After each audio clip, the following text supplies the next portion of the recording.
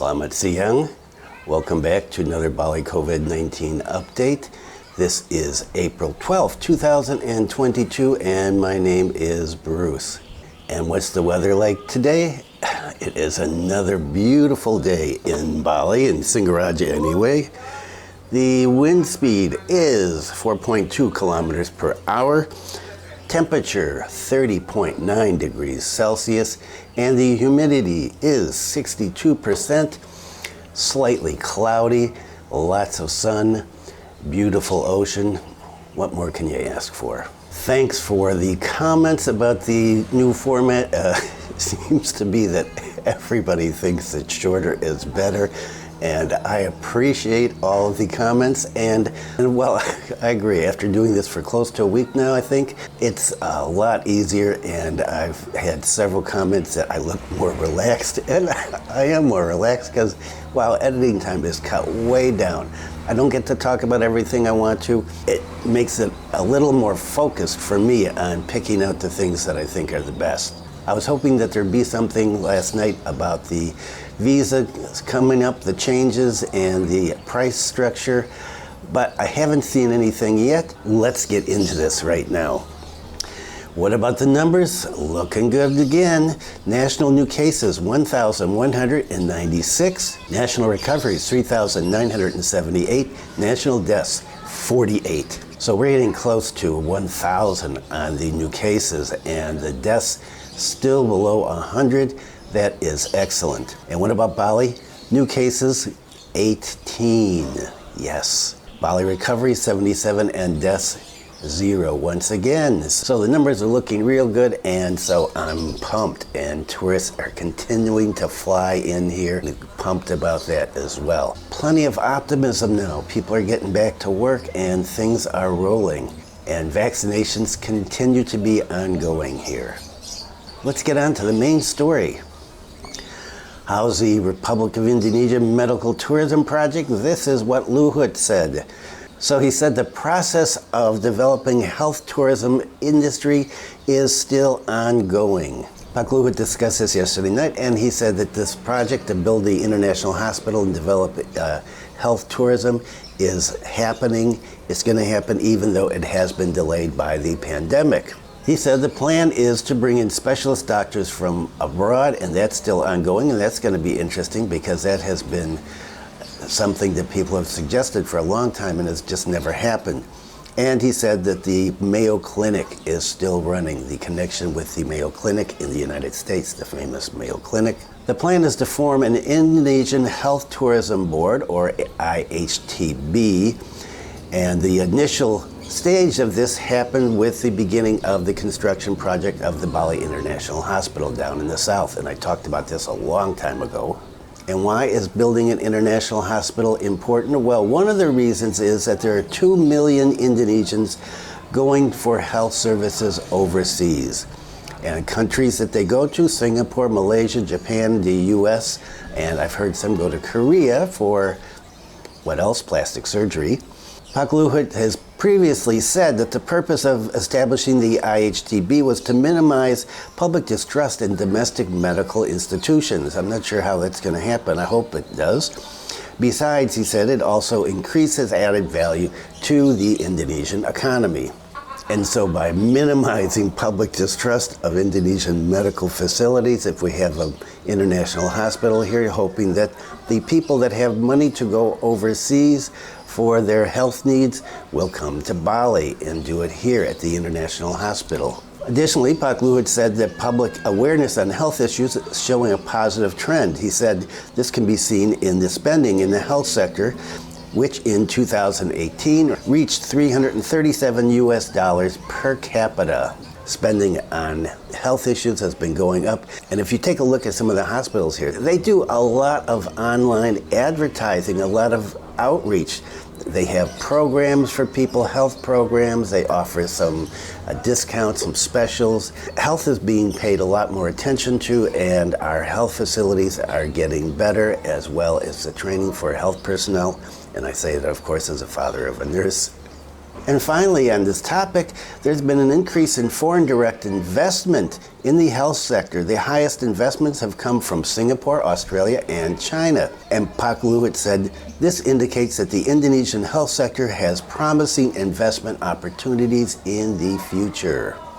Pak Sandiaga Uno is up to it again. Haven't heard from him in a little while. Sandiaga Uno, Upbeat Bali will lure Oz tourists amid relaxed rules. Okay. And so in Monday's press conference, Pak Sandiaga Uno expressed his optimism that Indonesia's goal of attracting 1.4 million visitors from Australia will be met after spending nearly a week in the country. So he was in Australia. I didn't know that.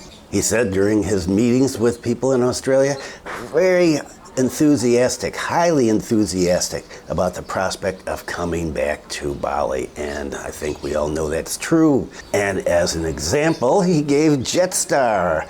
He said the Jetstar flight from Sydney to Denpasar on April 10th was fully loaded with a total of 335 passengers. And this condition is predicted to last for the next few weeks, considering that Australia is entering the Easter holiday period. So a lot of Australian tourists coming to Bali during their Easter break. Good news for us. Pak Sandiaga said that he believes that the rising demand from Australian tourists is because of the relaxed travel policies that Indonesia has implemented over the last few months. He said, such as quarantine-free facility, no PCR on arrival test, and expanding visa on arrival for 43 countries, including, of course, Australia. And our deputy governor was pleased to hear Pak Sandiaga's remarks, and he said, we're ready to welcome tourism just like in the pre-COVID days. Okay, so come on back to Bali. If you're regular to this channel, you know that I'm a former educator and I'm an anthropologist. Still, being an anthropologist is a lifelong thing. So I'm interested in what happens educationally in Indonesia. And Minister of Education and Culture decree.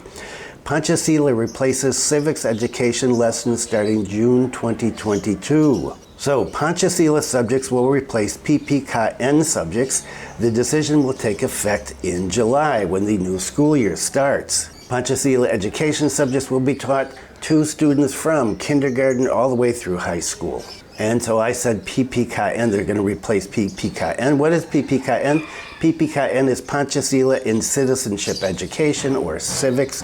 And so Pancasila education subjects will replace that. The inclusion of Pancasila education lessons is in order to get students more aware of Pancasila and to understand it both theoretically and in practice.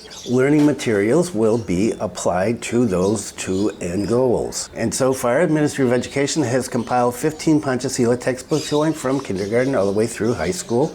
As much as 70% of the book's contents are Pancasila practices and 30% are theory. For example, about the history of Pancasila, and I'm going to get to that in just a second. The head of BPIP, Yudian Wahyudi, said that the book contains practices of Pancasila in everyday life. For example, how to follow up on mutual cooperation, how to apply social justice, and other things. What is Pancasila? Okay, if you live here, I'm sure you know what Pancasila is already. If you are planning on living here, you should learn what Pancasila is. Pancasila is basically 5 principles, and it's the Indonesian state philosophy, and was formulated by the first president of Indonesia, Sukarno. In the Constitution of Indonesia, which is often called the 1945 Constitution, the 5 principles were listed in a slightly different order than when they were first introduced in a speech by Sukarno.